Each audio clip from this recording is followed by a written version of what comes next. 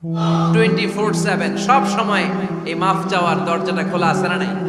শুধুমাত্র কেবলমাত্র দুইটা সময় আল্লাহ তাআলা তওবা কবুল করেন। এক হচ্ছে বাদাল গারগারা।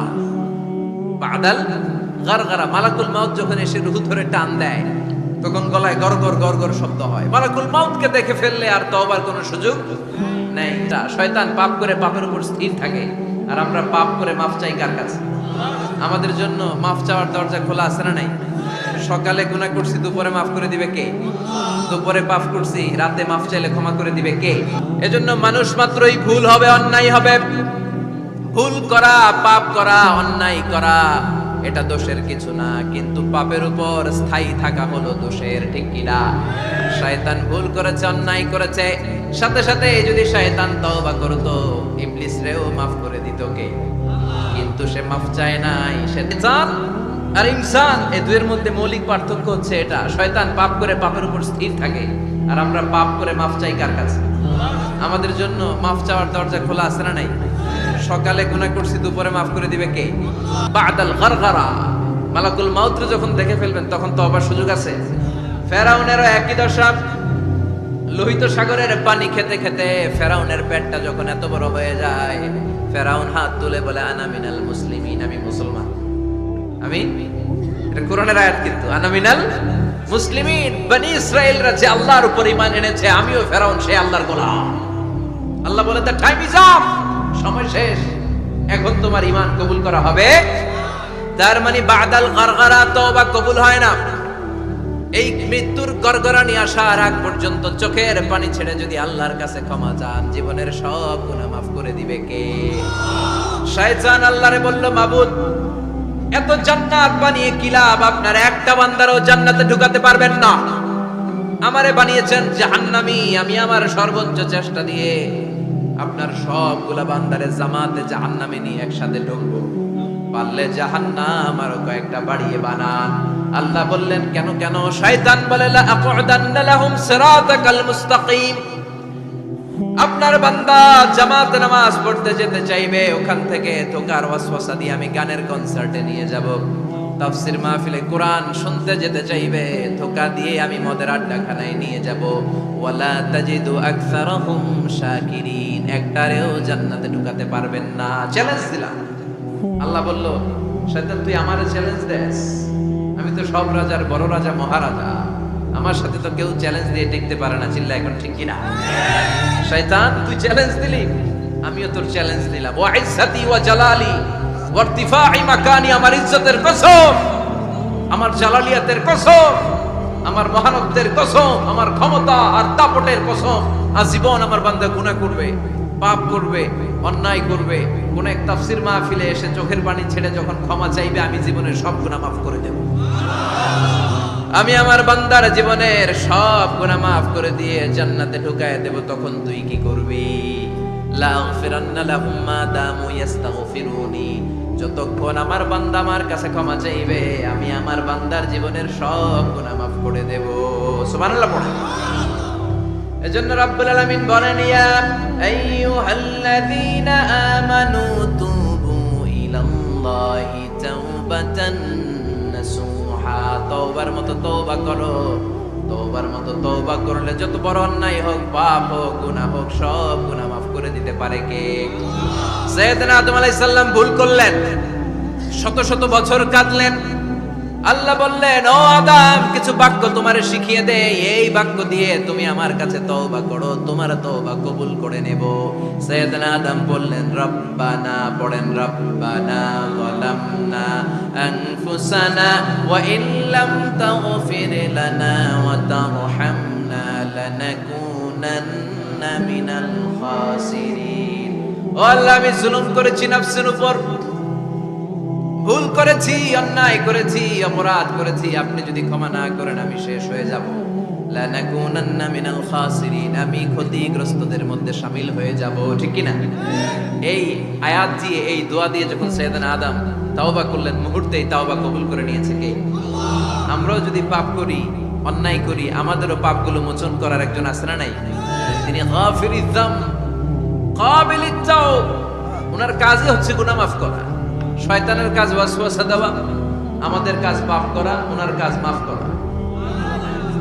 আল্লাহ ডেকে বলে, গোলাম তোরা যদি পাপ না করতি আর বারবার মাফ না চাইতি, তাহলে তোদেরকে ধ্বংস করে দিয়ে জমিনের বুকে এমন একটা জাতি আমি বানাতাম যারা পাপ করতো আর মাফ চাইতো, আর আমি মাফ করতাম। সুবহানাল্লাহ পড়ো। মাফ করতে আল্লাহর বড্ড ভাল লাগে, চোখের পানি দেখতে আল্লাহর বড্ড ভাল লাগে, কায়মনো বাক্যে কেউ দোয়া করছে এই দৃশ্য দেখতে আল্লাহর ভালো লাগে, চিল্লায় বলেন সুবহানাল্লাহ। এজন্য পাপ আমাদের যত বড় হোক, আমাদের জন্য মাফ আছে না নাই? দুইটা সময়ে তাওবা কবুল হয় না। এক নাম্বার হলো বাদাল গারগারা, মালাকুল মাউতকে দেখে ফেলেছেন, রূহ ধরে টান দেবে, তখন তাওবা করলে কবুল হবে। আরেকটা হচ্ছে বাদা তুলুই শামসি মিন মাগরিবিহা, কিয়ামতের আগ দিয়ে সূর্য আর পূর্ব দিক থেকে উদিত হবে না, এটা পশ্চিম দিক থেকে উদিত হবে, তখন তওবা করলে কবুল হবে। তখন তওবার দরজাকে বন্ধ করে দিয়েছে কি?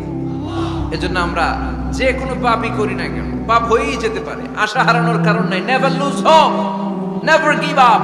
মুমিন কখনো আশা হারায় না, মুমিন কখনো নিরাশ হয় না। মুমিনের আশা ভরসা একটা সত্তার উপরে, চিৎকার করে বলতে হবে তিনি কে? এজন্য পাপ হওয়ার সাথে সাথে আমরা তওবা করব কার কাছে? বিশ্বনবী বললেন কিছু কিছু কাজ আছে এগুলো হয়ে যাওয়ার পরে দেরি করা যায় না। এক নম্বরে নামাজের ওয়াক্ত হলে দেরি করা যায় না, ঠিক কি না? সালাত কায়েম করো, সালাত কায়েম করো, হবে সম্মানী তুমি, হবে জান্নাতি তুমি, হবে সম্মানী তুমি, হবে জান্নাতি তুমি, দিবে কাল হাসরে শীতল ছায়া আর সে আজিম, রব্বিয়াল আলা রব্বিয়াল আযীম, রব্বিয়াল আলা রব্বিয়াল আযীম। সুবহানাল্লাহ পড়ে।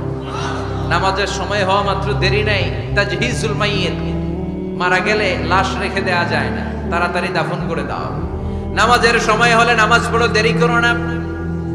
মানুষ মারা গেলে দাফন করতে দেরি করো না। বান্দা যদি পাপ করে ফেলে তওবা করতে দেরি করো।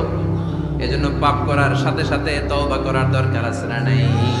এখন তওবা যে করব কোন সিস্টেমে করব? কোন সিস্টেমে?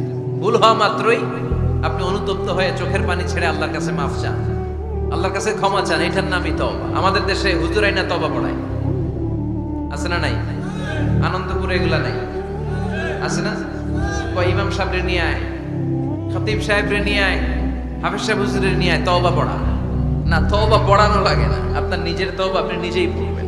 আপনি অনুতপ্ত হয়ে চোখের পানি ছেড়ে আপনার আল্লাহরে ডাক দেন, ডাক দেয়া মাত্র তিনি সাড়া দিবে, চিল্লায় বলেন ঠিক কি না? ওলামা একরামরা তওবার 5টা শর্ত আরোপ করেছে। এই 5টা শর্তের আলোকে যদি তওবা করেন মুহূর্তের মধ্যেই তওবা কবুল করে নেবে কে? এক নাম্বার শর্ত হচ্ছে আল ইকরা, acknowledgement. You have to acknowledge that you are the great sinner in the world. এই পৃথিবীর সবচেয়ে বড় পাপী। 5টা শর্তের এক নাম্বার হচ্ছে আপনি স্বীকার জান, আল্লাহ আমার চেয়ে বড় পাপী আকাশের নিচে জমিনের উপরে দ্বিতীয়টা নাই। এমন কোনো পাপ নাই যে আমি করি নাই। আমার চেয়ে নাদান, আমার চেয়ে পিশাচ, আমার চেয়ে বড় পাপী দ্বিতীয়টা কেউ। অ্যাকনলেজ ইউর সিন, আপনি আপনার পাপগুলো স্বীকার করেন। Number 1. Number 2, an-nadam, repentance. You have to be repentant for what you have committed from sins. যে পাপ করেছেন এই পাপের জন্য আপনি লজ্জিত হন। আপনি নিজেকে আল্লাহর কাছে ছোট করে পেশ করেন, আল্লাহর ডেকে বলেন, আল্লাহ আমি আপনার গোলাম, গোলামের ঘরের গোলাম, বান্দির ঘরের গোলাম, আমারে মাফ করে দেন, আমি লজ্জিত, আমি অনুতপ্ত। তাহলে 1 নম্বর শর্ত আপনি ঘোষণা দেন যে আপনি পাপ করেছেন। 2 নম্বর শর্ত আপনাকে অনুতপ্ত হতে হবে যে আল্লাহ আমি পাপ করে ফেলেছি। 3 number, you have to stop what you have committed. যে পাপ আপনি শুরু করেছেন এটা বন্ধ করে দেন। আপনি সুদের জন্য সুদ খাইছেন, আল্লাহর কাছে তওবা করলেন, আবার সুদ খাওয়া চালিয়েও যাচ্ছেন, এই তওবা কবুল হবে? সুদ খাওয়া আগে বন্ধ করেন। আপনি ঘুষ খেয়েছেন, এই ঘুষ খাওয়ার কারণে আপনি আল্লাহর কাছে তওবা করলেন কিন্তু ঘুষ খেয়েই যাচ্ছেন, এই তওবা কবুল হবে? 3 নাম্বার হচ্ছে you have to stop what you have committed, আপনি যেই পাপ করেছেন এটাকে বন্ধ করেন। 4 নাম্বার শর্ত, you have to hate what you have committed, আপনি যেই পাপটা করেছেন এটাকে মন থেকে ঘৃণা করেন, ওইটারে মন থেকে ঘৃণা করতে হবে। 5 নাম্বার শর্ত হচ্ছে you have to determine that you never repeat this sin again। আল্লাহর কাছে ওয়াদা দেন, কমিটমেন্ট দেন যে আল্লাহ পারতপক্ষে আমার জীবনে আর এই কাজটা করব। এই 5টা শর্তের আলোকে তওবা করলে কবুল করবে কে? 1 নম্বরে স্বীকার জান আল্লাহ আমি পাপী, 2 নম্বরে অনুতপ্ত হন, 3 নম্বরে পাপ কাজটা বন্ধ করে দেন। 4 নম্বরে ওই পাপ কাজটাকে মন থেকে ঘৃণা করেন। 5 নম্বরে আল্লাহর কাছে ওয়াদা দেন আর জীবনেও এই পাপ করব না। এই 5টা শর্তের আলোকে যদি তওবা করেন, আপনার তওবা কবুল করে নিবে কে? এজন্য যত পাপ, যত অন্যায় আমরা করি না কেন, আমাদের এই পাপগুলো, অন্যায়গুলো ক্ষমা করার একজন আছে না নাই? তিনি কে? এজন্য সব সময় তওবা করতে রাজি আছেন তো? প্রতিদিন শত শতবার তওবা করতে রাজি আছেন?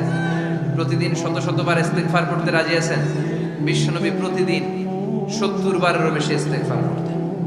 শুধু টয়লেটে যে মুহূর্তে থাকতেন ওই মুহূর্তে পড়তেন না।